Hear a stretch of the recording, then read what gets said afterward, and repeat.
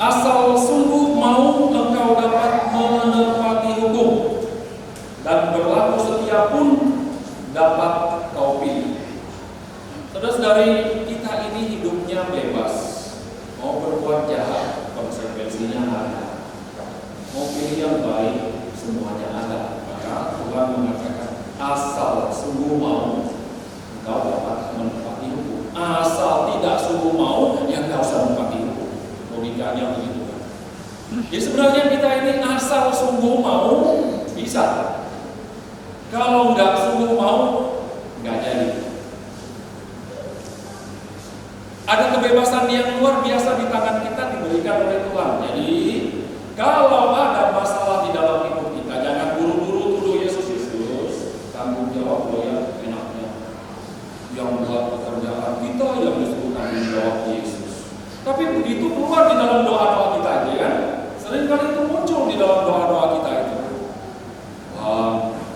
Berilah kami ini rezeki yang melimpah. Suci betul doa. Nah, tapi ada kesempatan korupsi. Nah, ini kan pas. Sudah minta kepada Tuhan rezeki yang melimpah, masih nggak percaya. Tadi doakan ke dia, ya Tuhan berilah supaya hidup kami ini, suami istri ini, saling setia, saling mengampuni, saling semuanya itu. Tapi ada kesempatan marah, tak bisa direm, gaspol. Dari marah sekali muncul kedua, muncul ketiga, bertumpuk-tumpuk. Nah itu perceraian sudah dituju, anduk sudah siap. Jadi asal kita mau, coba kalau misalnya Bapak Ibu, saya itu kadang-kadang mohon maaf Pak, ini ada rahasia sedikit, rahasia di kamar pengakuan. Kadang-kadang saya heran ketika orang mengaku dosa, nangis lagi drama Korea yang muncul.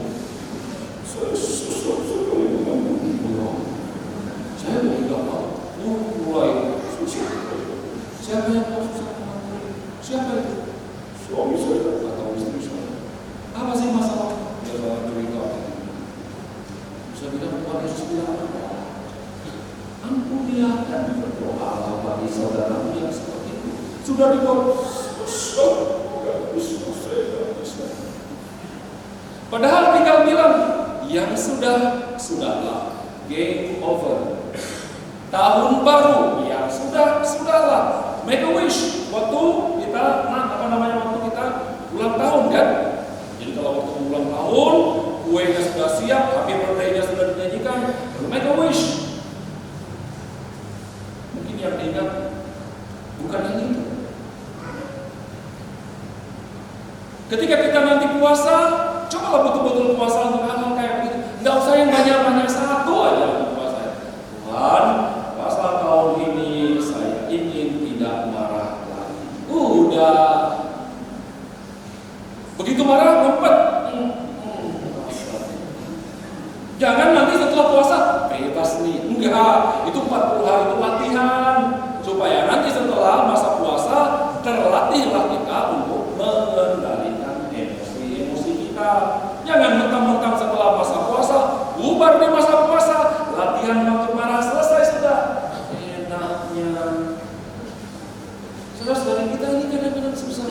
Padahal itu fingertip dan orang Inggris. Kalau Anda mau mengampuni, yang sudah. Ketemu orang yang menyakiti hati, sama-sama. Saudara nggak mau? Bisa begitu. Awas kalau nggak mengampuni lagi. Saudara, kenapa susah banget? Bahasa di sini, asal sungguh mau, engkau dapat menepati. Jadi kita ini kadang-kadang nggak sungguh-sungguh mau. Daripada menyimpan kebahagiaan, dua pasukan kita menyimpan kebencian. Yang gemoy cepat, lama-lama. Api dan air telah ditaruh Tuhan di hadapanmu. Kepada apa yang kau kehendaki dapat kau ulurkan tanganmu.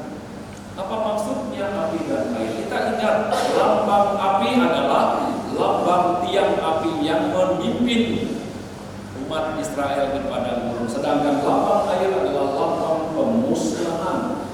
ketika kasus itu tiba. Maka saudara-saudari, kebahagiaan, kegembiraan, keceriaan betul itu karya rahmat Tuhan. Tapi Tuhan mempercayakannya kepada kita. Amin. Saya teringat di sana itu saya punya anak-anak sekolah di asrama. Waktu karena ini angkatan pertama semasa Belinus angkatan pertama, ketika orang tuanya pulang malam 4 atau malam 5, rame-rame mereka menangis dan bilang kerasukan setan. Saya hafal dengan anak-anak seperti itu. Bukan kerasukan setan ini, mereka ibu orang tuanya mau. Lalu saya pergi, saya sudah mau tidur, capek sekali hari itu. Ditelepon oleh salah seorang anak, mau cepat mau kemana? Asrama Putra. Ya sana, karena pendek lagi. Sudah siap tidur. Lalu, kenapa emang? Mau sini kerasukan setan, mau sini kerasukan setan. Sebenarnya kamu kerasukan itu, oh enggak mau. Mereka duduk. Lalu dalam waktu singkat ditelepon lagi sama ibu asrama putrinya. Mau cepat kesini, mau ini anak-anak kerasukan setan. Cuk, kayak sampai mau kerasukan setan kok pakai janjian gitu. Saya pergi ke asrama putri. Kenapa emang? Kalau ada satu anak langsung pingsan. Saya bilang sama ibu asrama, bisa ngangkat? Ya mau tahu sama kamu. Sedang juga kita anak. Oh, udah saya bilang, ya anak-anak ya. Setelah itu diberikan daya HP-mu dimatikan semua, terus saya akan tidurlah dalam keadaan aman. Pulang ke asrama Putra, di sana kejam-kejam lagi. Oh ya, saya bilang saya berkati tadi, saya berkati ini anak-anak dan diberkati begitu dari HP-mu saya dan kata pokoknya jangan tidur ya dalam keadaan nggak ada setan. Nah besoknya kebetulan bacaan Injilnya itu dari Lukas bab 9 dan seterusnya ya. Ketika Yesus mengatakan, kepadamu telah kuberikan kuasa dan berkat.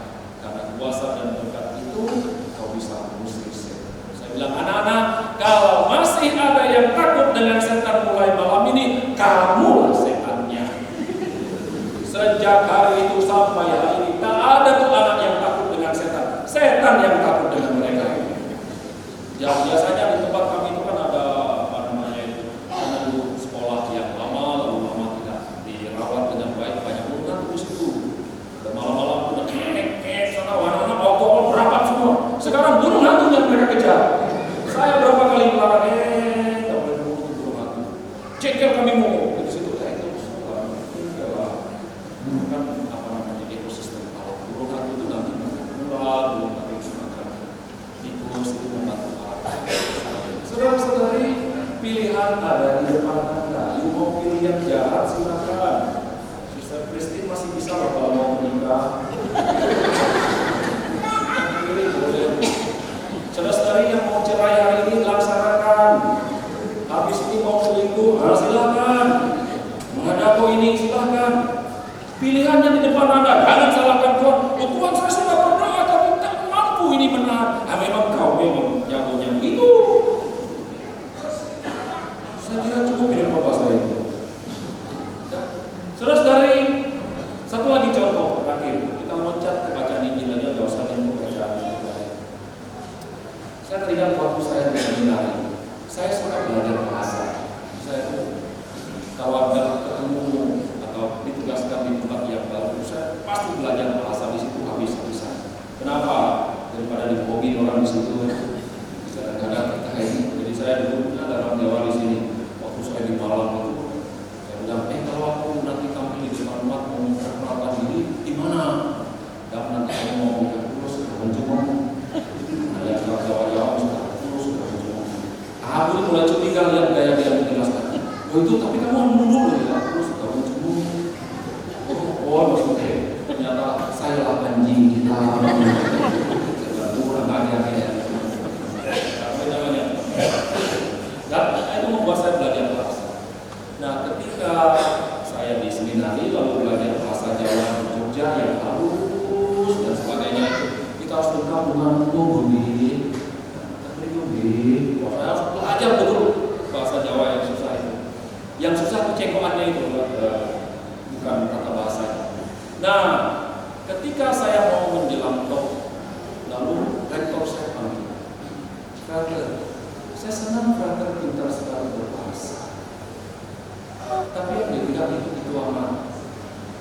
Saya bilang, maksudnya bagaimana? You lahir sebagai orang Dayak, dibaptis dalam sebagai orang Dayak, terima komuni sebagai orang Dayak. Itu berarti Tuhan menjangkau sebagai orang Dayak. Be authentic. Boleh menggunakan bahasa Jawa, boleh ragu dalam hal itu, tapi ternyata seperti kehilangan identitas. You Dayak atau Jawa? Benar juga saya bilang, Brother Dami, Anda dipanggil menjadi pastor untuk menjadi pastor yang orang Dayak. Karena dengan demikian, you menyumbang kekasan orang Dayak di dalam gereja. Benar juga saya pikir waktu itu, karena ternyata teologi besar di belakangnya ini, yaitu merekam jejak Tuhan. Jauh sebelum kekristenan ada, Tuhan sudah percaya. Benar juga itu. Lalu saya tetap otentik. Saudara-saudari, rupanya peringatan dari promotor saya. Saudara-saudari, kalau kita baca Injil tadi, Tuhan Yesus mengatakan, "Be authentic." Jangan nambah-nambah. Yang membuat kita berzinah, yang membuat kita macam-macam, karena kita nambah-nambah. Hukum Tuhan ditarik-tarik, perintah Tuhan diperlebar, ditafsirkan secara sembarangan. Jangan ditambah-tambah. Sekarang lagi ramai itu teman-teman kita Protestan, apa aja ikut Katolik, tapi kalau dikoreksi ngamuk. Ya siapa suruh kamu dulu berani? Katolik nggak pernah geser dari ajaran yang pokok. Maka saudara-saudari, be authentic dalam hidup kita. Ketika kita be authentic, kita menjadi orang yang sungguh-sungguh asli kedirian kita. Bacaan pertama kali menjadi mudah buat kita. Pilihlah yang baik, jangan yang buruk. Akhir dari bacaan pertama kita baca bersama-sama. Mata Tuhan tertuju kepada orang yang tak bertakwa kepadanya, dan segenap pekerjaan manusia ia kenal. Tuhan, ini Bapak Ibu, Tuhan tidak menyuruh orang menjadi fasik, tidak pernah Tuhan menyuruh orang menjadi jelek, nggak pernah. Maka prinsip moral Kristiani itu adalah prima facie-nya, ya, hal yang pokoknya adalah pilihlah yang baik dan menghidupkan, jangan pilih yang jahat dan mematikan. Semoga ini jelas ya. Jadi ada banyak dosa yang memang kita buat sendiri dan kita jebak diri kita sendiri. Maka Tuhan mengoreksi kita hari ini. Be authentic sebagai orang Kristen. Kalau lihat salib itu, autentisitas salib itu apa? Udah itu aja, jangan ditafsirkan yang aneh-aneh. Jangan ditambah, jangan dikurangi. Hidup kita menjadi tenang. Kalau hidup Anda tidak tenang, berarti Anda